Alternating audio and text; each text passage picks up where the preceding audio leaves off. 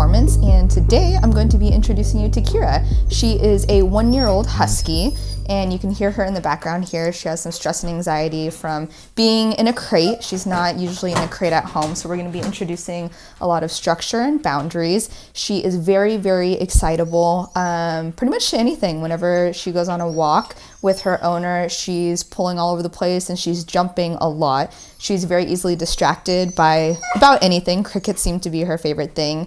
Seeing other dogs is really hard for her, and it's especially really bad whenever guests come over as well. So we'll be working on controlling a lot of that excitement and just teaching her how to be calm. Alrighty, here we go. Kira, hi, pretty girl. Are you ready? We're gonna go outside. Come here, come here. Alrighty. So her owner has in the past kind of tried to curb some of her enthusiasm. She has this really big choke chain collar on. You can see that it's actually placed really low. So it's not very effective at all. It's actually providing her with a lot more strength. She has a lot of excitement right now. She wants to get out of this environment, so it's kind of leaking out with her barking. So let's go ahead and go outside and see how she does with the walk.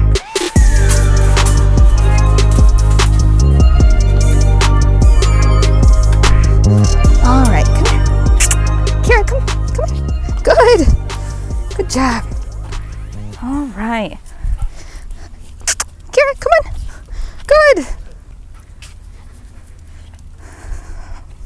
So no leash manners at all, kind of peeing wherever, sniffing everything, pulling me around wherever she wants to go.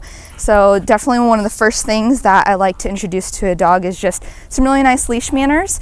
The first day to 2 days is I'm going to be working on just on that learning process. I'm not expecting her to know how to sit on command, down, or the climb command at all. I'm going to be training her with her food every single day, making that just a really positive experience and ensuring that she knows what all of those commands mean.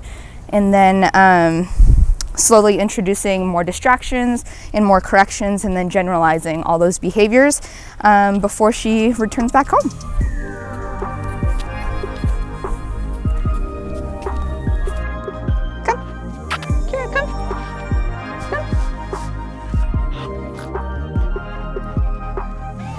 So one of the reasons why a lot of the behaviors that we're seeing are not something that you want to see in a dog, it's because she lacks having a pack leader. She's making her own rules. She doesn't have any structure.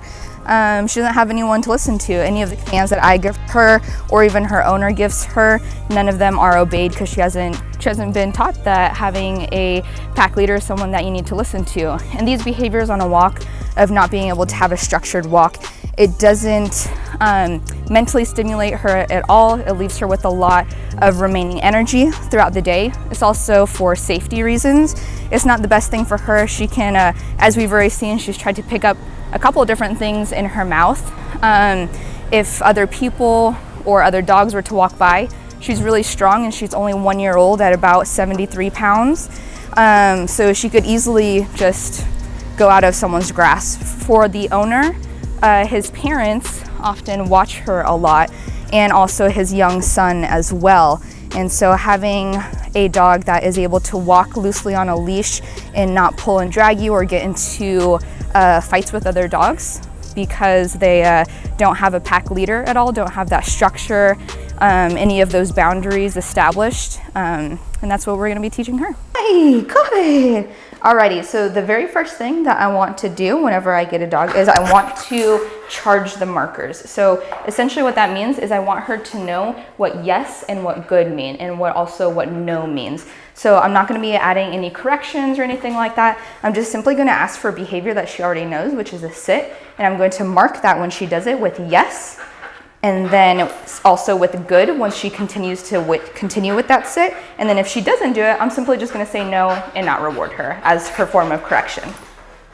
Good, sit, yes, good job, good, good, good. I'm also good, good.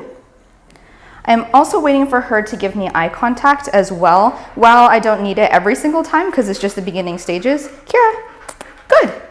I do want to start establishing that relationship with her. Good. Because later on, when we have more distractions, I want her to be able to focus in just on me. Good, good job. You're so easily excitable. Good girl, good. And at the beginning, I am rewarding her a lot because it's going to be important for me to vary my reward schedule. What happens a lot of the time when you start using treats as a reward is that the dog becomes dependent on it. So it's almost like you have to bribe them. But if you start with varying your reward schedule, then you can start off with a lot of different treats, reward, reward, reward for all of the behaviors that you're seeing.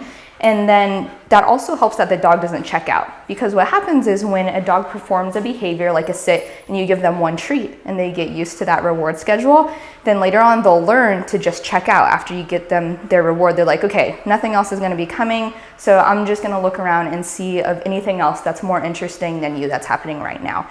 So it's important that if they never know are they going to get 8 rewards, are they going to get 3 rewards, 5 rewards, whatever that may be, to vary your reward schedule. Whenever I start a training session, yes, I also want to prime her to be good, ready for training. So I use the phrase, good, are you ready? So whenever we're about to start a training session, I want to say, are you ready?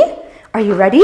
Oh, good, sit, yes, good. Good job, good. So this is Kira's very first lesson with me, and that's one of the reasons why I'm taking the time to, yes, sit, Kira, yes. Why I'm taking the time to only use reward, yes, to mark all of these behaviors, because later on we'll start using sit, yes. Some more leash guidance. We'll start using some more leash pressure, some spatial pressure as well. But just for right now, come, good, sit, yes. But for right now, it's really, really crucial for the rest of the time that she's with me that she understands what yes, no, and good means. Good, come, good, come. So we're going to be doing quite a few more repetitions of that. I want to start making a lot more movement for her. Movement is really rewarding for dogs, so the more that we can get to movement, the more repetitions that I can do. We're going to keep the training sessions really short, especially during this learning phase. I'm going to be implementing in a lot of structure into her day. So what that means is that when we are not working in a lesson environment, we can already see that this is already very mentally exhausting for her. When she is not in a training session with me, then she's either going to be on a walk, she's going to be outside using the bathroom, or she's going to be in a crate. And those are the different ways that I'm going to position myself in a leadership role for her. I control when she gets fed, which is just through the training sessions. I control when she uses the bathroom, and I'll start controlling where she can mark to use the bathroom, how the walk is going to be structured. I'm going to provide her a lot of leadership to let her know you don't need to go around and sniff everywhere. You don't need to mark on everything. I'll let you know when you can do those things. And that's how we're going to be structuring our days for the next couple of days. All right, so that is it for lesson 1. I will see you guys a little later on. All right, this is Natalie with Canine Performance, and we are here with Kira. This is her day 2. We've been working on the basic foundation and fundamentals, just doing a lot of marker training with food, getting her used to what yes, no, and good mean. We've also been working really hard on our loose leash walk, so we'll go ahead and pop outside and show you what that looks like so far.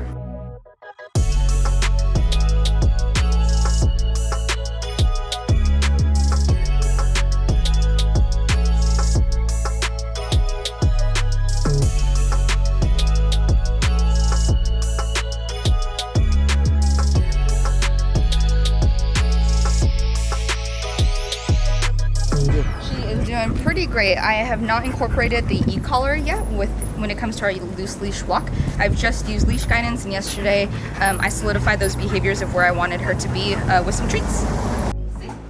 Good. Good job. Good. No. No. Sit. Sit. Good. Good job. Good girl. Good. Good girl. Welcome back, everyone. We are at the start of technically day 2.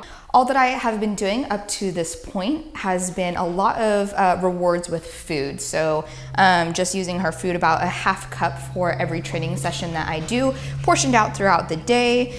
So that's what I'm going to be using. And yesterday, we primarily only focused on the sit, which she has down. So I've been charging my markers so that way she understands what yes, good, and no mean. And this morning, I already did a lesson reviewing all of that and starting to solidify what that down command is. I'm also going to start introducing the climb command. And the climb command is one of the most crucial commands, in my opinion. It helps with so many dog behavioral issues. If you have guests coming over, it's a place for them to be calm. If they're underfoot, dogs with a lot of anxiety, this is very important for them. In the dog training world, we like to call it the art of doing nothing. It's something that's a very hard concept for dogs. And with Kira being just a young dog, only about 1 year old, she has a lot of energy. She wants to be included in everything. And that's one of the reasons why whenever something happens, she wants to jump up on you and get on your face, and she wants to be included in all of the excitement. So teaching her that she doesn't need to always be included, and I'm going to teach her the art of doing nothing. So we're going to start shaping that today, ensuring that she's comfortable getting up onto the climb. And then with my sit and my down, I'm just going to be asking for just a little bit longer for her to hold that command. I haven't had that expectation of her yet, that when she does a sit, that she needs to be holding it. I've just been charging my markers, ensuring that she knows what yes, no, and good means. So we'll go ahead and jump right into it and just start luring into some different commands. And I'm just going to keep on going either until the food runs out or until 10 minutes is up. It's 10:40 right now, just to keep our training sessions really short. So here we go. So for those of you at home, if you want to start training your dog to go into the down position, come, sit, yes. What I would recommend doing is have them start in a sit position and simply just taking their food and going downwards towards their chest. Yes, good. And holding the food in a fist in your hand until they actually reach that position, and holding it more towards their chest, because the nose will start going down and they will go downwards. Good girl. Good. So let's go ahead and show that again. Good. Are you ready? Good. Good. Sit. Yes. Good job. Good girl. Down. Yes. Good. And you'll notice that I do not open my hand until she's fully down. What I want her to do is to have her chest or belly on the ground. What a lot of dogs will do is they'll simply hover, and they won't have their elbows or anything here on the ground. So I want her completely down, and then I will mark immediately yes, and then follow up with a food reward. Good girl. A lot of the first couple of days are pretty boring because we are just simply shaping all the different behaviors. Good. And I'm charging my markers, and it's a lot of repetition. Good for dogs, for them to learn a behavior. On average, it can take around 30 to 60 good repetitions for a dog to learn a new behavior, but all dogs learn at different paces, just like humans. Good. So sometimes it can take more than that. Good. If I'm using a lot of reward every single time, good. Good girl. Yeah. Yes. Good. Good. I'm using a lot of food reward. Good. So that way she can tie the different words that I'm saying. Good. Good. And with different training, because this will come in really helpful, and it's crucial for when we start adding distractions. I want her to understand the commands that she's doing. If I say no, what that means, good, and yes. Ready? Sit. Yes. Good job. Good girl. So now I just want her to get comfortable with walking over the climb. So we're just going to start introducing that here. You'll notice that I still have the leash attached to her because, oh, good job. Look at you. Good. So this is going to be an easy one for her. She already likes the climb bed.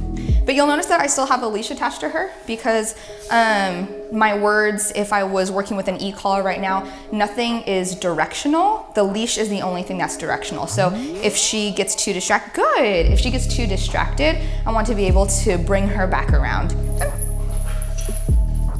Yes. Good job. And you'll notice that I do not mark when she gets up onto the climb bed until her back feet are up on the climb bed as well. Yes. Good. Sit. Yes. as I keep on going, I want her to get into these commands, good, a lot faster. So I'm going to start adding a lot more speed to my movement. Because remember, with dogs, movement is motivation. So the faster that you move, the more excited that they're going to get. Okay, come here. Come here. Good. Yes. You'll notice that I am not marking the climb command yet. I simply just want her to get comfortable with being on top of it. Here you come. Good girl. Good.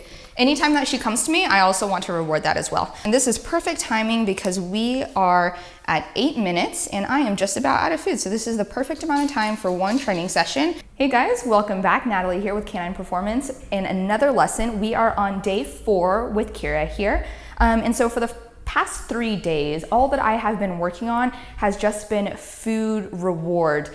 We have been working on our sit, our down, our recall, our climb command, and even with our loose leash walk outside, using food reward. So I have not introduced any e-collar corrections yet. I have introduced her to the collar so she understands what that means. And the only other times that I have used correction is with behavior such as chasing a squirrel, going after another dog, and even then I do it on a very low level and I try and move her backwards from whatever her trigger is and put her focus back on me to put her back into the position that we want. But now that I know for a fact that she knows all of the behaviors that I want, I'm going to start introducing corrections in now. So this is very important to be able to correct the behaviors that I don't want. I need to have very clear communication with her. And for dogs, if you don't correct a behavior, it's impossible to fix. So this is a very key ingredient in this section here. So we're going to start introducing that very slowly. The reason why I'm introducing that in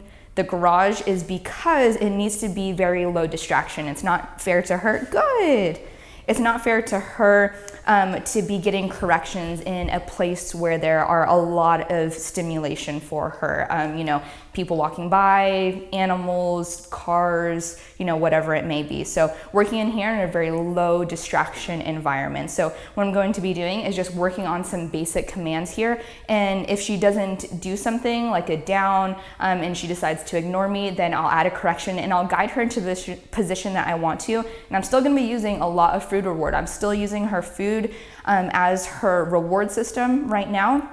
And I'm going to start weaning her off of that just a little bit. So what that means is that for the past 3 days, every single command has been followed with some sort of reward, but now I'm going to still reward her, but maybe not as often. So kind of varying that reward schedule. So what I'm going to be doing now is just going to be running through a lot of the different drills. As you can see, she still has a leash attached to her because remember, the e-collar, your voice, those things are not directional at all. So if there's any confusion, it's not fair to her to have corrections. She needs to have guidance back into the positions that I want her to. So say for example, I have her up here on the climb command. Good.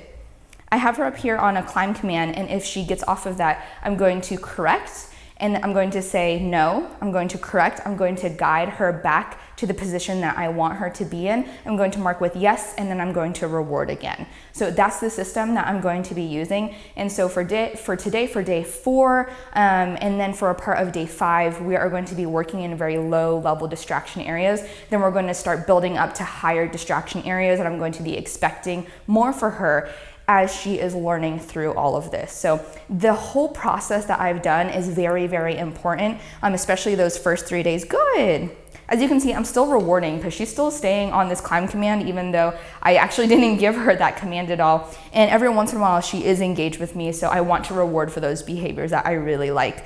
But as I was saying, it's really important to follow that flow of ensuring that she understands what I want before I start adding in other corrections. So before it was just withholding the reward was the form of correction, and now we're going to make that even more clear, so that way there is no doubt in her mind of what's expected with her if she gets distracted. As we start to move to higher level distractions, especially for her, other dogs and other people are a huge trigger.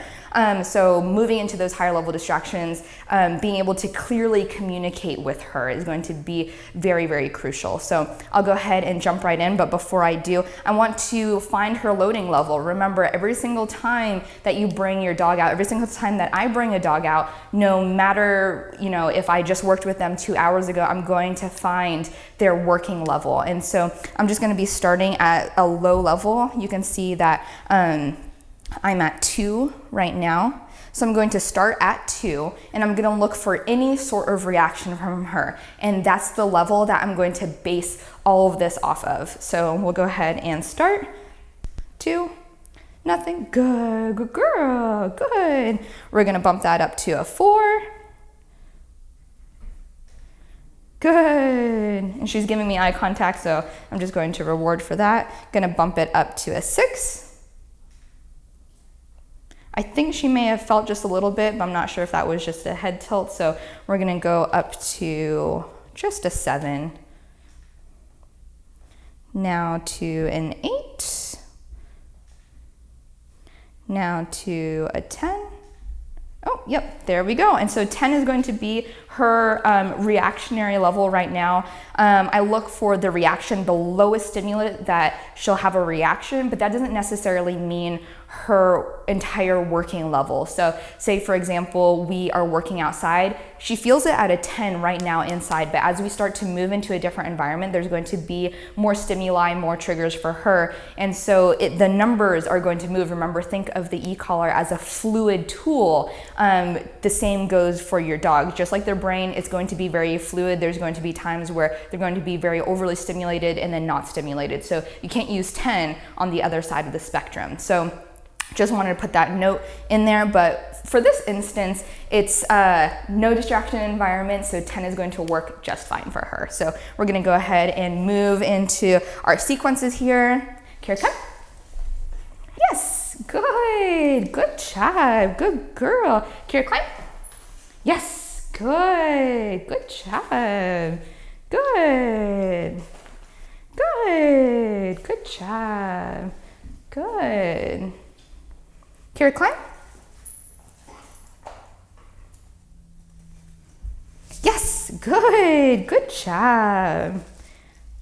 And she's a little slow with her movements, and that's totally fine. I'm not looking for speed here. She can get there in her own time. It's if she completely blows me off that I'm going to show her, hey, we're working here. You need to listen to the different commands that I'm giving you, and that'll be really important. So, Kira, come. Good. Yes. Good girl. Good. Down. Yes. Good. Good job. Good girl.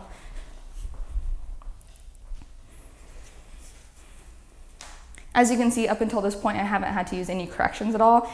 And, you know, some might argue with me that maybe that's not a great thing because she's not getting used to the e-collar. In my opinion, I think that that's a really great thing. It shows that the first 3 days using just food reward and showing her the behaviors that I want, she's done a really excellent job. She's really learned the behaviors that I want her to learn. As you can see, she's not breaking from this climb command, which, you know, for a very young dog, only about not even a year old, that's pretty difficult to do. So I'm very happy with the results that we have so far, especially with our loose leash walk outside. So this is exactly the type of behaviors that I want to see. And as you can note, I'm still using all of my markers. I'm making sure that my timing is correct when I deliver the verbal marker and then when I deliver my food reward as well. Good. Remember, good is for duration. She keeps on staying on the climb, so I'm using that good marker. And then yes is when I tell her to do another command and she does it. And then no, obviously, if she doesn't do it. Here, come. Yes, good girl. Sit. Yes, good job, good. Here, sit, sit. This is confusion, so I definitely do not want to correct for that. I can see that she doesn't quite exactly know. She knows what the sit command means from when she's standing, but from laying down and moving up into a sit position, that's not something that we've worked on enough, so it's not something that I want to correct for. But I'm gonna go ahead and try and lure her into that position now so that way we can start working on that. Here, sit. Yes, good girl, good job, good. Down. Yes, good, good job. That's a perfect segue into what I was about to say next, is that I want to start working on a little bit more duration with the e-collar corrections in. And this is also another reason why having an e-collar is so crucial, because not only is it clear communication with your dog, but for two, moving that distance to be able to correct is really difficult. So for example, she's laying down here, and if I was all the way over here and she breaks that command, I would have to say no, but I would have to cross that distance within the 1.3 seconds to give that correction, so that way she understands that what she did was incorrect, besides just that verbal marker, because just that verbal marker doesn't really mean anything, but being able to utilize an e-collar does. And also for one of the corrections, I noticed that maybe it was just a little bit high, so I've actually moved it down, and she's down at a level 7 now. So, Kira, come.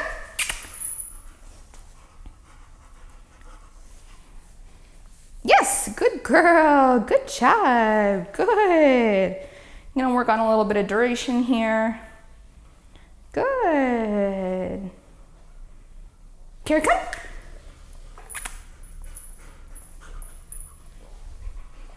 Yes, good job, good. And for the first 3 days, I had first started with the come command. As soon as she reached me, I marked with yes, and now I'm kind of making the criteria a little bit higher for her. When she comes to me, I want her to go ahead and go into a sit. So I want her to know that a come doesn't just mean come to me and then kind of wander off. It's come to me and be in a sit. So I'm kind of elevating the criteria for that as she's eating her foot. Kira, sit. Yes, good job, good girl, good. One of the things that I like to end my lessons with is that just this little last bit of food reward, I want her to be just sitting there, and I want to place this food reward and then give her the release command break, so that way she can go and get it. And it's another way for me to use up all the rest of the food, kind of jackpotting all of her behaviors. No, sit, no, sit. Yes, good, good job. Break. Good girl. Alrighty, so that's the end for lesson 1. I might take out the camera a little bit later and show how our loose leash walking has been going along. She's done really great. I've actually tried to go on a run with her as well. And we've also been working on our automatic sit when stopped as well. Good girl, all done, all done. Is everything for now. From here, seeing as that this is day 4, from here we're going to do a couple more lessons in low distraction areas. That way she gets used to the e-collar being paired with the no command, so that way she gets used to that. And then we'll start working our way up to higher level distractions and working on our sit, our down, our recall. Also moving up the criteria for the climb command as well, building that confidence. And just working just in more distractions and more duration as well. So hope you guys enjoyed this lesson on day 4. I'll catch you guys a little bit later.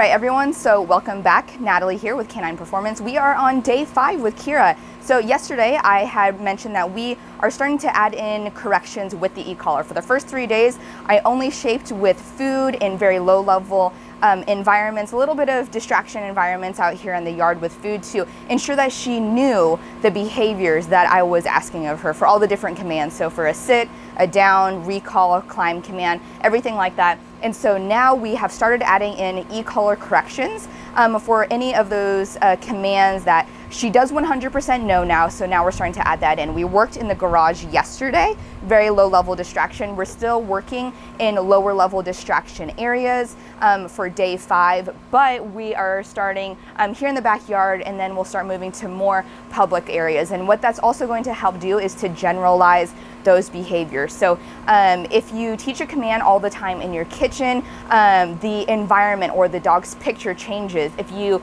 try to do the same command you know, in a grocery store parking lot or out on your walk, anything like that. So it's important to practice all of these different behaviors in a multitude of environments, how you can generalize these behaviors. So we're going to be working right now here in the backyard, and then we'll be doing this for the first couple of lessons today. start upping the distraction levels out on our walks. I'll start asking more of her, and then start working on some higher distraction areas.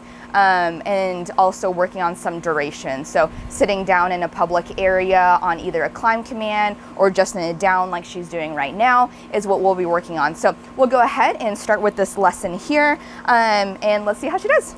Here, come. Good. Climb. Yes. Good. Good job. Good girl. Good. Good job. Here, climb. Yes, good job. Good. Good girl. Good. Sit. Good. Kira, come. Yes, good job. Sit. Yes. Good. Good. Good. Good job. Kira, down. Yes. Good. Kira, sit. Yes. As you noticed yesterday, that was something else that I taught her, going from a down to a sit, to kind of help generalize or solidify what that command is of her body positioning and what that means. Good, good job. Kira, climb. Yes, good, good girl. Good. You also notice I'm still using quite a bit of food reward, and honestly, that doesn't change much for me. If you're doing obedience with your dog, you have to give them a paycheck of some sort. It's not fair to ask them to do something and then not pay them. I should also note, before this video, I did find her working level. She is a little bit more distracted. So in the garage yesterday, you'll remember that she was at a level 7. Today, she's around a level 15. And also what that could be is that perhaps the collar positioning was perhaps in a different spot yesterday, but I'm still really happy with this number. I just wanted to note that I did already find her reaction level, so we're going to start working around that level of level 15. Good. Good.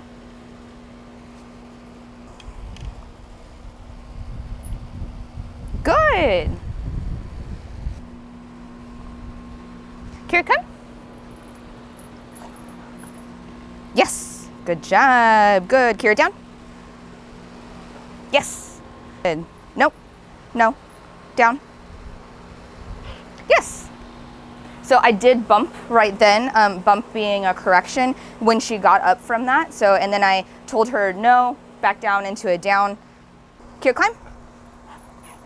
Yes. Good job. Good girl. I'm going to pick up my speed just a little bit here. I really don't want her to be focusing on my body positioning from going from over next to her, going over to this other climb. I don't want her to be anticipating what the next command is going to be. So I'm going to start increasing my speed, and also hopefully that will also increase her speed with how quick she is to react to these different commands as well. Here, come. Yes, good girl. Sit. Yes. I'm almost out of my treats here, which means that it's almost towards the end of our lesson.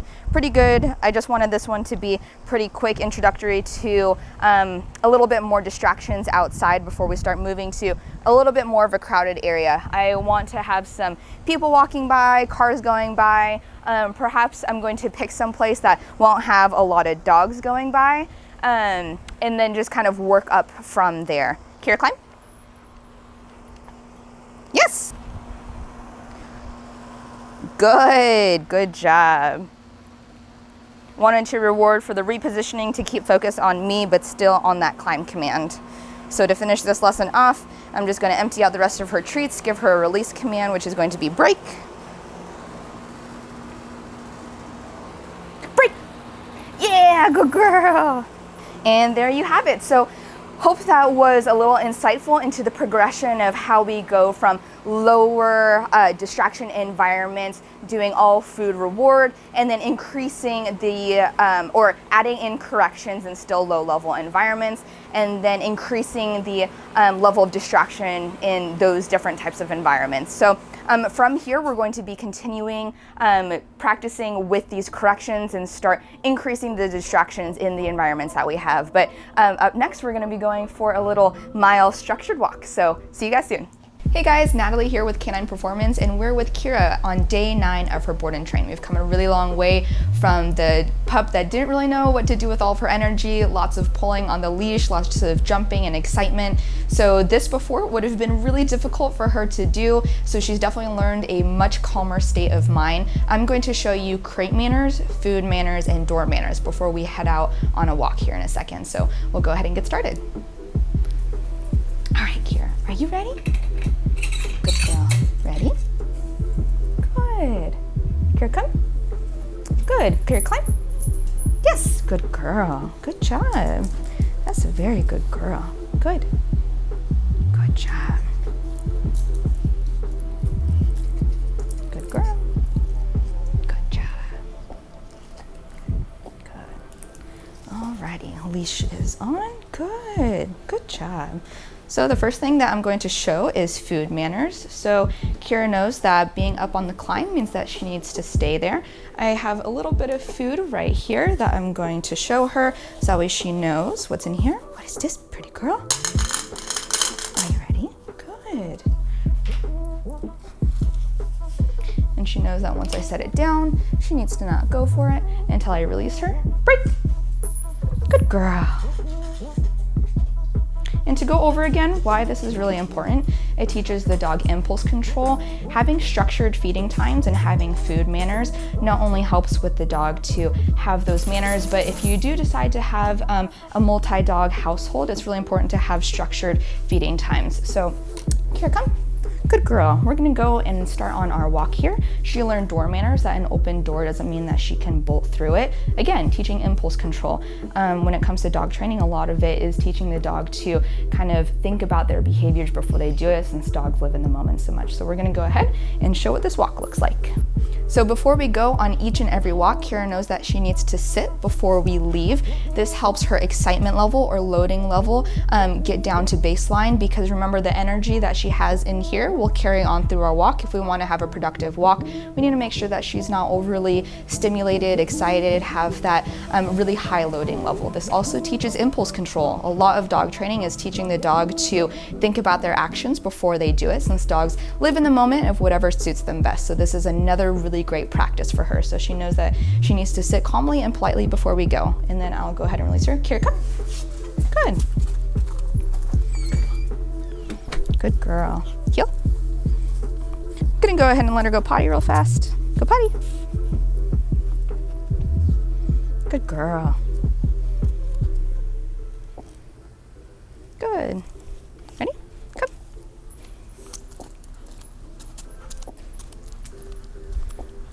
Good girl. Sit. Good. Yes. Good girl. Good. Good job.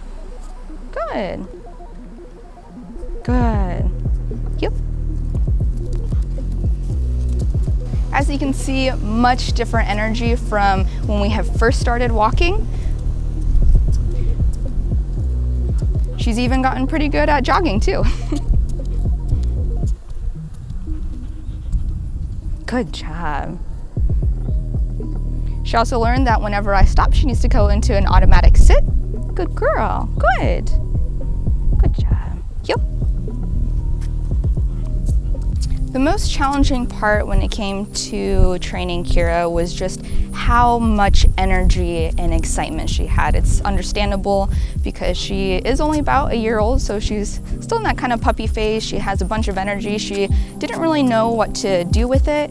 And so I think that that was the most challenging part of just directing her energies. And that also comes down to just being fair.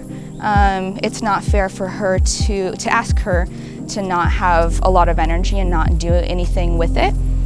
So I've definitely been fair with her of making sure that she gets enough adequate exercise and also enough mental stimulation, really practicing that climb command and having those duration holds, whether it comes to a duration down, being on a climb for 30 minutes to an hour, going on a mile walk, those different sorts of things, to just make sure that she has a place to put all of that energy instead of keeping it all bottled up and then expecting her to always be calm.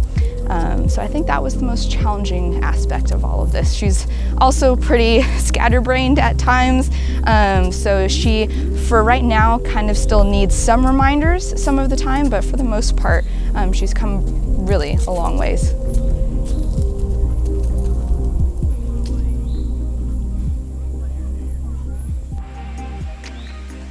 Good girl. Yep.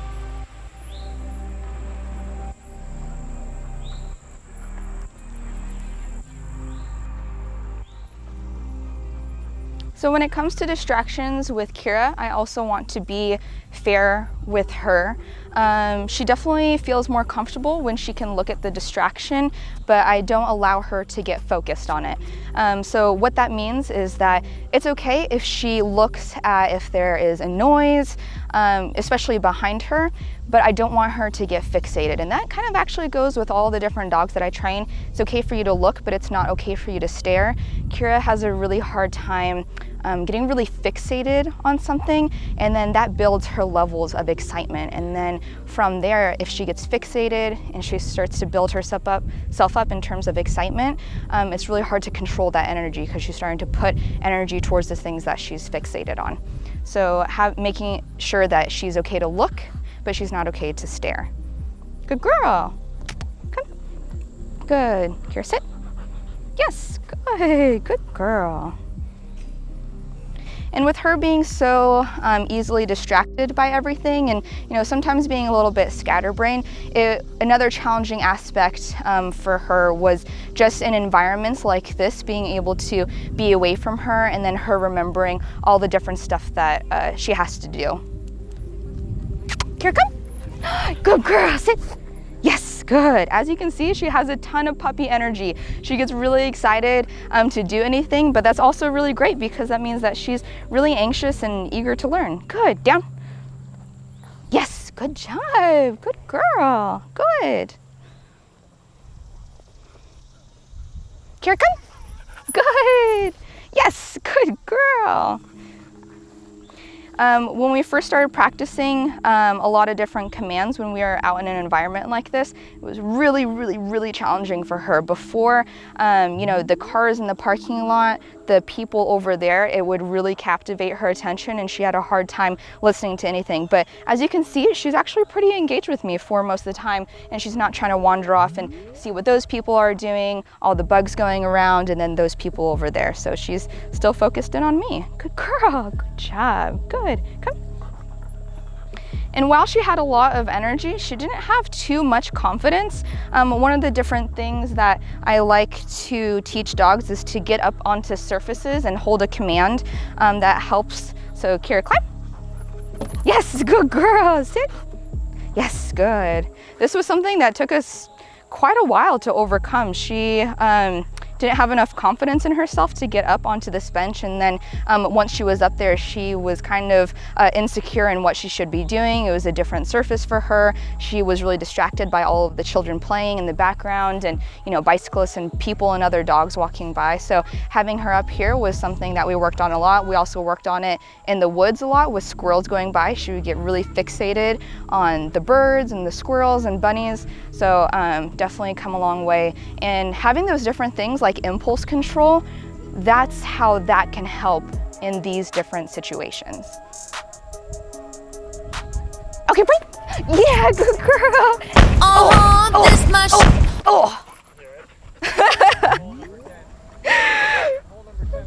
Yeah, no kidding. Come on.